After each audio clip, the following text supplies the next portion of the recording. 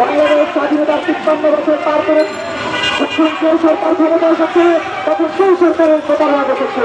আমরা কিন্তু সর্বশেষ প্রতারণা বসেছি তাদের সরকারের বৈষম্য বিরোধী আন্দোলনের নেতাদের। আমরা কিন্তু জনগণের পক্ষে কথা বলতে দিচ্ছি না। কিছু কিছু নেতা আছে, ছাত্র নেতা, তারা বুক ফুলিয়ে মাসেল দেখিয়ে হাতা কাটা গেঞ্জি গায়ে দিয়ে জনগণের সাথে প্রতারণা করছে। টিভি দেখলে, মিডিয়ায় দেখলে, ক্যামেরা দেখলে তারা ঝাড়ি মারে। আমরা জানি এই ঝাড়ি দিচ্ছে আল্লাহ না, এই ঝাড়ি দিচ্ছে ইমান না, আকিরা না, বিশ্বাস না, সততা না, নীতি না, এই ঝাড়ি দিচ্ছে হচ্ছে দুর্নীতি।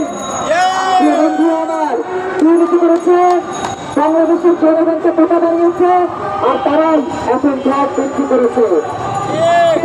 আপনি আগে থেকে আঙুল কিনবেন, সে আঙুলের উপরে ভ্যাট বসিয়েছে ইউনুস সাহেব। আপনি আগে থেকে আপেল কিনবেন, সেখানে ভ্যাট বসিয়েছে ইউনুস সাহেব। আপনি বাচ্চার দুধ কিনবেন, সেখানে ভ্যাট বসিয়েছে উপদেষ্টারা। বন্ধুরা আমার, কাকে ভালো বলবেন? তাকে দিয়ে ভূত ছাড়াবেন, তাকে ধরেছে ভূতে।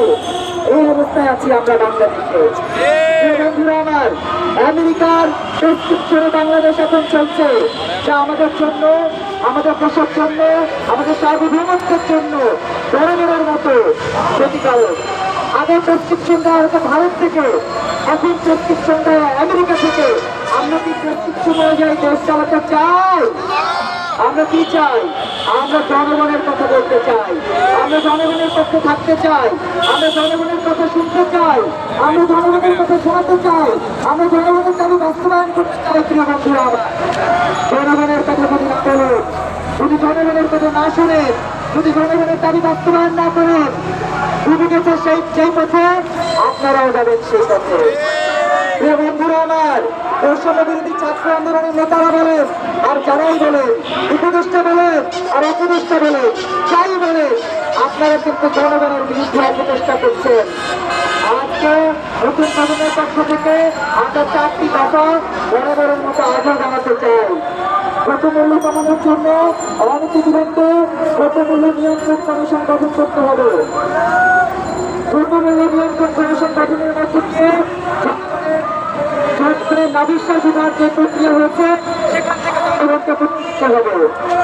একই সাথে আমরা দাবি জানাতে চাই, অনতিবিলম্বে সারা দেশে ভোক্তা অধিকার সংরক্ষণ অধিদপ্তরকে জনগণের রূপান্তরের মধ্য দিয়ে একটি শক্তিশালী টিম গঠনের মধ্য দিয়ে জনগণের পক্ষে কাজ করার ব্যবস্থা করে দিন।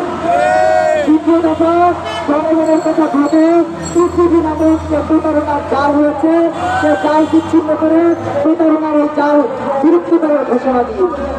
আর একই সাথে বাজারে মনিটরিং টিমের মাধ্যমে নতুন দাম দেওয়া হচ্ছে, আর কত দাম সরকার নির্ধারণ করে দেওয়া দিচ্ছে, সেটি একটা স্থিতিশীলতা নিয়ে আসার জন্য আমরা দাবি জানাচ্ছি।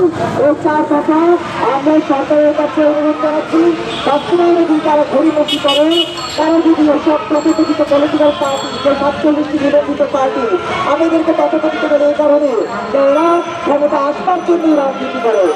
আপনি বলতে চান, আপনারা বলতে চান ক্ষমতা না আসতে জনগণের কল্যাণ করা সম্ভব না, কথাটা কি সত্য? একদমই না।